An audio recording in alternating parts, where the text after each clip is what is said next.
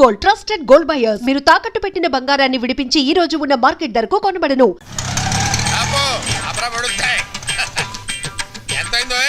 Metre మీద ఏదైనా వేసాం సార్. మీటర్ మీద ఏమైనా వేసి ఇవ్వాలా? ఇదిగో తీసుకో. ఇదేంటి సార్? లేకపోతే ఏమిట్రా వేషాలు ఇస్తున్నావా? ఎంతైందో చెప్పు, అంతే ఇస్తాను. 10 రూపాయలు సార్. మరి ఆ 7 పేడవచ్చు కదా. నువ్వు అల్లా వస్తే నేను ఎలా వస్తాను రా? తెలివి తక్కువ వేసుకుని అనుకున్నావేమో. 500 చిల్లర ఉందా? లేదు సార్. చిల్లర లేదా? లేదు సార్. ఆనంద్ బాబు, సీతు త్వరగా. అమ్మా, మీ నాన్న నిన్ను శ్రీరామచంద్రుడు అనుకుంటుంటే నువ్వు ఇక్కడ శ్రీకృష్ణ లీల ప్రదర్శిస్తున్నావా? వస్తున్నాను. ఒరేయ్, నువ్వు ఇక్కడే ఉండు. అలాగే. ఆనంద్ బాబు, ఆనంద్ బాబు.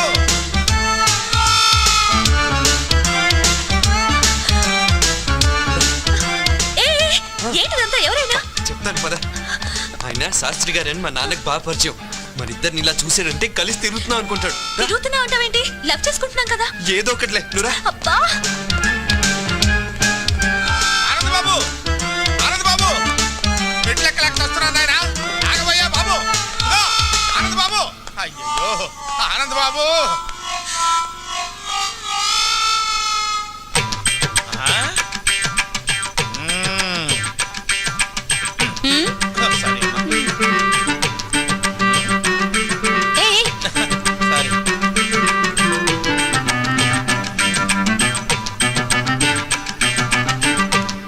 బాబు, ఏం లేదు, ఇక్కడ ఏం చేస్తున్నారా అని.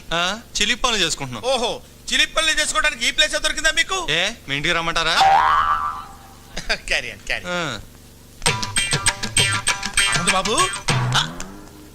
ఇది బట్టల కొట్ట, చిలిపల్లి చేసుకునే సెంటరా? వద్దు పెడితే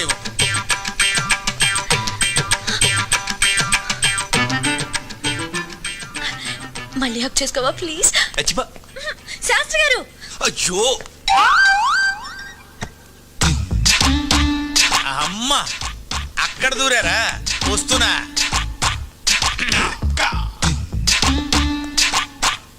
లోపల ఎవరన్నా ఉన్నారా అండి?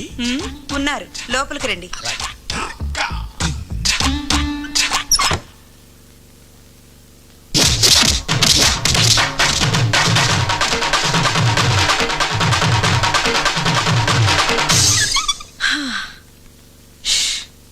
అబ్బా,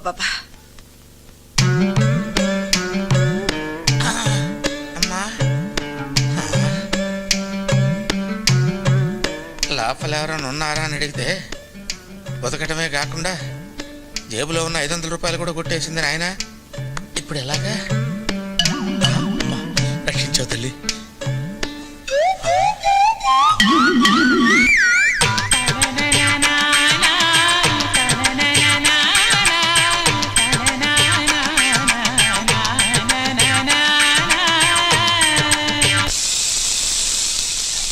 హలో అమ్మా.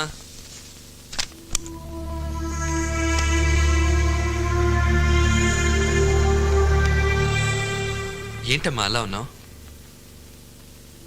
ఎప్పుడు ఏ విషయం నా దగ్గర దాయని నువ్వు ఇప్పుడు దాయాల్సిన అవసరం ఎందుకు వచ్చిందా అని. దాయాలని కాదమ్మా, కానీ ఎలా చెప్పాలా అని.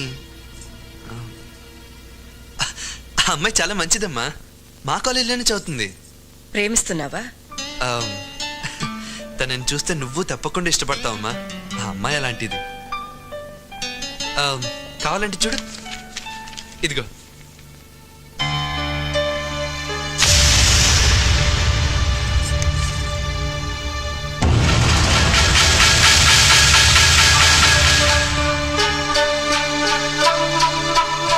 ఇది వాళ్ళ అమ్మ బొమ్మ. ఇది వేసి తను మా కాలేజ్ తరఫున ఫస్ట్ ప్రైజ్ గెలుచుకుంది.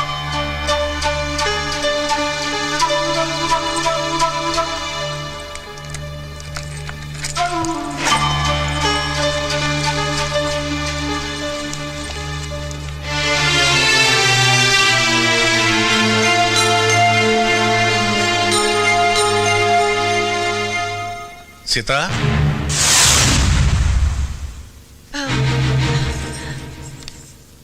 ఏమిటి చూస్తున్నావు? అది ఏం లేదండి.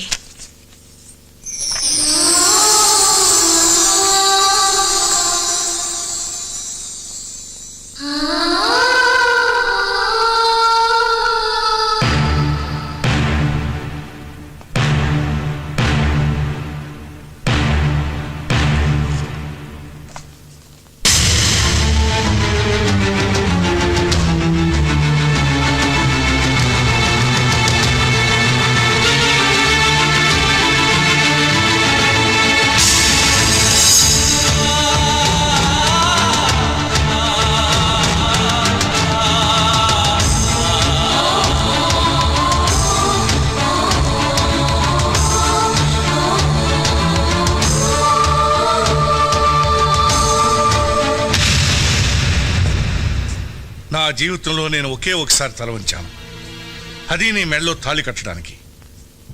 కానీ నీ కూతురు నన్ను జీవితాంతం తలెత్తుకునేవ్వకుండా చేసింది. దాని జ్ఞాపకాలు నన్ను వెంటాడకూడదని, అది చేసిన అవమానాన్ని శివుడు విషాన్ని కంటలో దాచుకున్నట్టు నేను దాచుకోలేనని నీకెన్నోసార్లు చెప్పాను. నా మాటకు ఎంత గౌరవం ఇచ్చావో ఇప్పుడు తెలిసింది. ఈ దేశంలో పుట్టిన ఆడది భగవంతుడి కంటే భర్తకే ఎక్కువ గౌరవం ఇస్తుందంటారు. అది అబద్ధమని నువ్వు రుజువు చేశావు.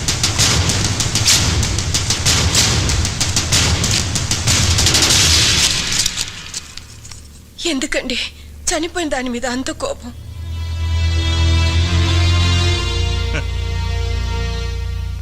నేనింకా బ్రతికే ఉన్నానుగా.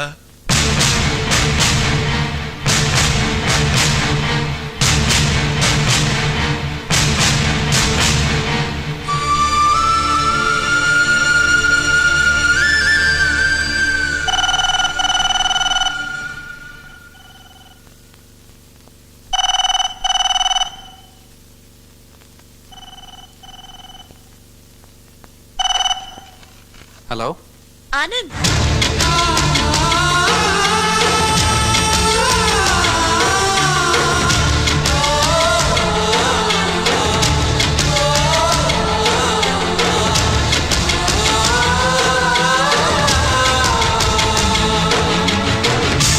ఏమేవ్ వంట అయిందా? అవలేదన్నమాట. నా మొహర కప్పు కాఫీ పడేస్తావా? ఇవ్వవన్నమాట. సార్. Okay okay. నమస్తే అండి. ఎవరయ్యా నువ్వు? నా పేరు తాడిబాబు అండి. ఏం కావాలి? నాకు ఒక అమ్మాయి కావాలండి. ఏమిటి ఏమిటి ఏమిటి మాట్లాడది? ఎవరితో మాట్లాడుతున్నావు? తెలిసి మాట్లాడుతున్నావా? సార్ అందుకు కాదు సార్, పెళ్లికి సార్, పెళ్లి చేసుకోవడానికి అమ్మాయి కావాలి సార్. ఆ ఏడుపు ముందు ఆడవచ్చు కదా. చెయ్యిలా చూపించు. సార్ ఇటు తిప్పు. తిప్పే ఇటు తిప్పు. తిప్పే. ఏది? ఏదో వివాహరక నీ పిండాకుడు నీ జన్మకు పెళ్ళవదు పో. భలేవారండి. ఆ. నా చేతిలో 5 స్టార్ హోటల్స్, ఆ? పేపర్ మిల్లులు, షుగర్ ఫ్యాక్టరీలు ఉన్నప్పుడు ఇంకా రేఖలు ఎందుకండి? అలాగా? ఆ. మరి చెప్పవే, ఏమిటా నిలబడి ఉన్నావు? కూర్చో. Thanks, కూర్చో. thanks. సింహాసనం మీద కూర్చో. ఇంత ముందు పెళ్లి చూపులు ఏమన్నా జరిగాయా? సూపులు చాలా జరిగాయండి, కానీ పెళ్లిళ్ళు మాత్రం 3 సార్. పెళ్లిళ్ళు 3 అయ్యాయా? అవునండి. వాళ్ళు ఏమైపోయారు? పోయారు సార్. అంటే లేచిపోయారా పారిపోయారా? కాదు సార్, చచ్చిపోయారు. 3 చచ్చిపోయారా? ఎందువల్ల? మొదటి భార్య బల్లి పడిన పాయసం తిని చచ్చిపోయింది సార్. 2 బల్లి పడిన పాయసమే తిని చచ్చిపోయింది సార్. 3 తల పగిలి చచ్చిపోయింది సార్. అవును, ఆవిడ బల్లి పడిన పాయసం తిని ఎందుకు చావలేదు? దానికి పాయసం తింటం ఇష్టం లేదు సార్. ఓహో అలాగా. అయితే ఇప్పుడు నీకు బల్లి పడిన పాయసం తిని చచ్చిపోయేటువంటి పెళ్ళాం కావాలా, తల పగిలి చచ్చిపోయేటువంటి పెళ్ళాం కావాలా? ఎలాంటిదైనా పర్వాలేదు, 7 రోజుల్లో పెళ్లి జరగాలి. 7 రోజుల్లో పెళ్లి ఎలా అవుతుందయ్యా? ఇదేమన్నా సంతలో గేదెను కొనుక్కు రావడం అనుకున్నావా ఏంటి? 7 రోజులు ఎందుకయ్యా? ఇవాళ ఏ వారం? ఆదివారం. సోమవారానికి వివాహం జరుగుతుంది పో. చూడు, 7 రోజుల్లో పెళ్లి జరగలేదనుకో, ఆ, కత్తి ఒకటే ఆయన, ఆ. పోట్లు మాత్రం 7 పడతాయి. ఎందుకు? 7 నా లక్కీ నంబర్. అబ్బా ఎందుకంటే అంత దూరం ఆలోచిస్తారు? అనవసరం గారు ఆవేశపడిపోతున్నారు. అమ్మాయి సంగతి నేను చూసుకుంటాను, మీరు వెళ్ళిపోండి. అమ్మాయి సంగతి అంటే వివాహం సంగతి నేను చూసుకుంటాను, తమరు దయచేయండి. 7 పోట్లు అంతే. గుర్తుంచుకో. నీదుంపగా ఏమేవ్ కాఫీ పెడతావా? జ్యూస్ తీసుకొస్తానండి. ఓహో, ఈ స్మెల్ వచ్చేసిందే నీ లోపలికి.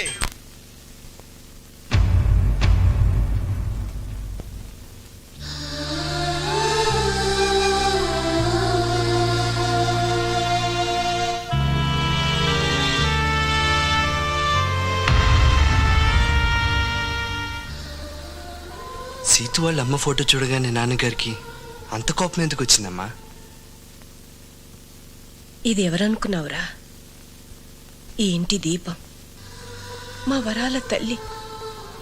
ఆయన్ని బాధ పెట్టి నాకు కడుపు కొత్త మిగిల్చి వెళ్ళిపోయింది.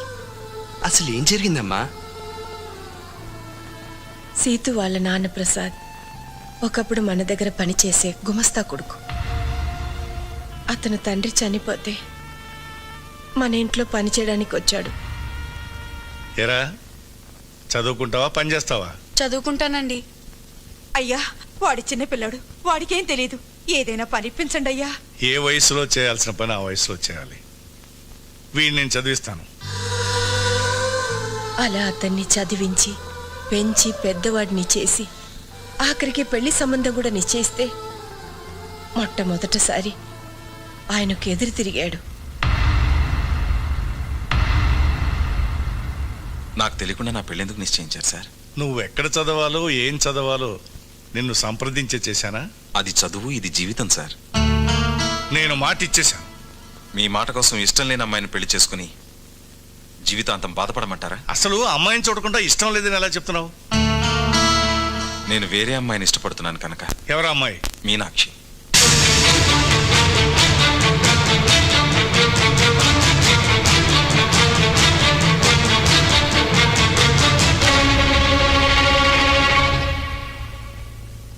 ఆ మాటలకు మీ నాన్నగారికి కోపం వచ్చింది. నమ్మక ద్రోహాన్ని క్షమించలేనని మీనాక్షిని ఒప్పించి వేరే పెళ్లి నిశ్చయించారు. కానీ పెళ్లి పందిట్లో నుంచి అది మమ్మల్ని మోసం చేసి వెళ్ళిపోయింది. ఏది పీడకలిని మేం మర్చిపోయామో దాన్ని మళ్ళీ నువ్వు గుర్తు చేస్తావు అనుకోలేదు. ఆ ప్రసాద్ నీడ కూడా ఈ ఇంటి మీద పడడం మీ నాన్నగారు భరించలేరు.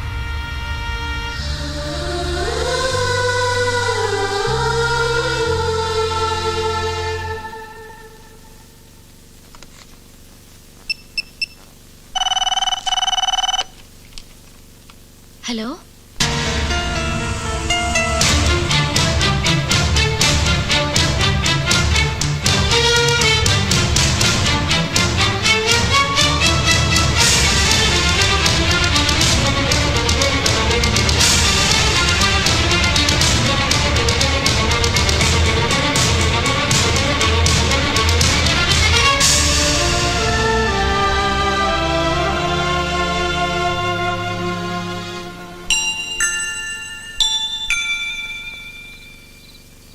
అమ్మమ్మ తాతయ్య ఉన్నారని నాకెందుకు చెప్పలేదు డాడీ? మనల్ని మర్చిపోయిన వాళ్ళ గురించి మనమెందుకమ్మా గుర్తు చేసుకోవడం? ఉండి లేనట్టుండే బంధువుల వల్ల జీవితాంతం బాధపడాల్సి వస్తుంది. ఆ బాధని మీ అమ్మ నేను అనుభవించాం. అది నీకు రాకూడదనే చెప్పలేదు.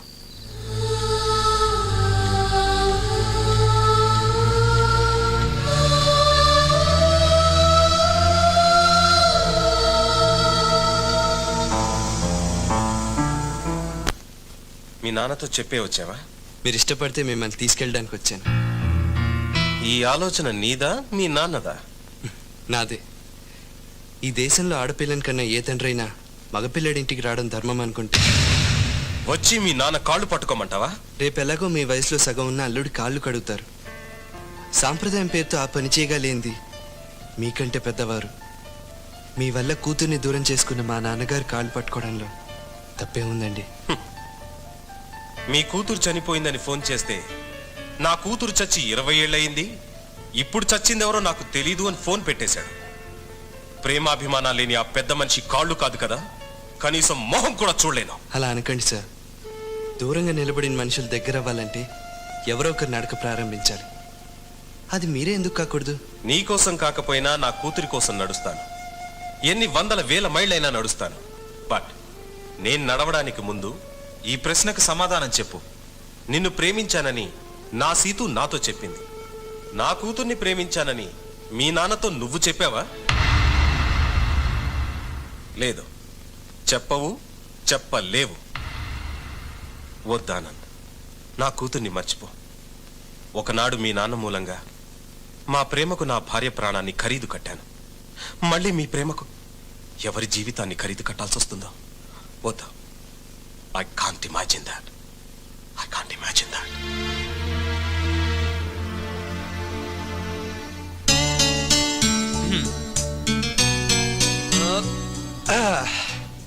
So 50% happy. మీ నాన్న డౌట్ అల్లా మా నాన్న ఒప్పుకోడానే కదా. అక్కడి నుంచి ట్రై చేద్దాం. ఎలా? ఈ డికాక్షన్ మా నాన్న, ఈ పాలు మీ నాన్న. ఇలాగే తాగితే చేదుగా ఉంటుంది. ఈ చక్కెర మన ప్రేమ. ఇప్పుడు తాగితే స్వీట్గా ఉంటుంది. వినడానికి చాలా స్వీట్ గానే ఉంది. రిజల్ట్ కూడా అలాగే ఉంటుంది. రేపు నువ్వు మా అమ్మని నాన్నని అంటే మీ అమ్మమ్మని తాతయ్యని ఓ రిసెప్షన్లో కలుస్తున్నాం.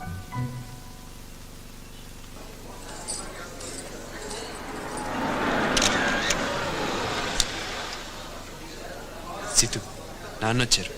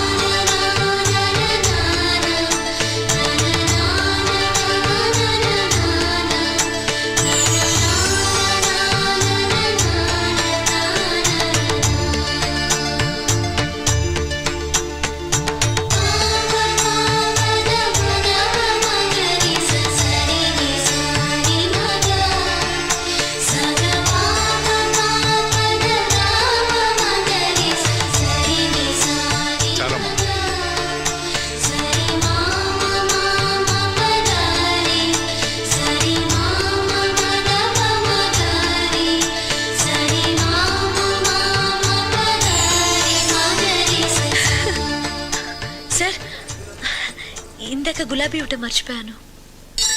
అయ్యో,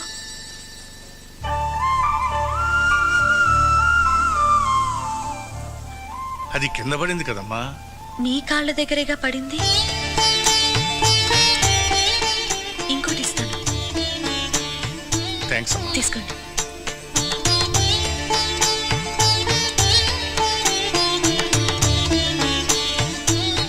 కొంచెం ఎక్కువైనట్టుందే. ఆయన ఆవులిస్తే పేగులు ఎక్కటమే కాదు, కిడ్నీ లివర్ సైజులు కూడా కనిపెట్టగలరు. జాగ్రత్త. నేను ఇక్కడికి వచ్చింది తాతయ్య మనసులోకి వెళ్ళటానికి. ఆయన మనసును గెలుచుకుంటాను చూడు. Good good, carry on.